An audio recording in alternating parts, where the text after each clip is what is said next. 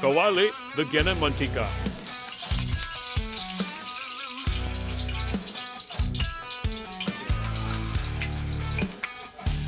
May gisa ng bawang at ng sibuyas.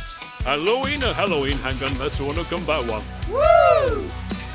Lagay natin ang longganisa. Tosway natin.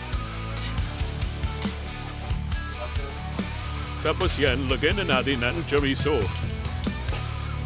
Sa puntong ito, ilalagyan na natin ang gulay.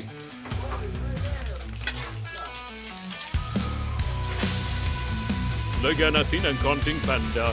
Ay, betchin pala.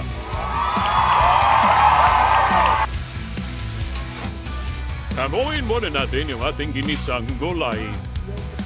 Lagyan ng water.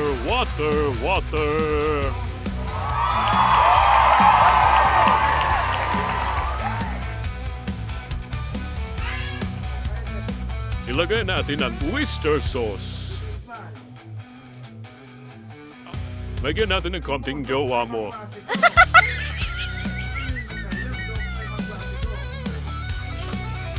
Sugar, baby. Pambalansi lang ng lasa. Yes!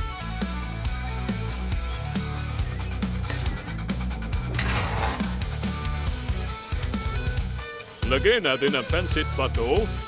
O bato na pancit.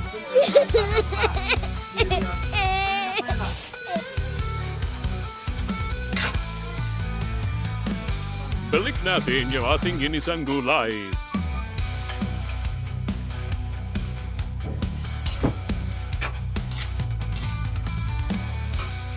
Lagyan natin yung pinabitong kikiam.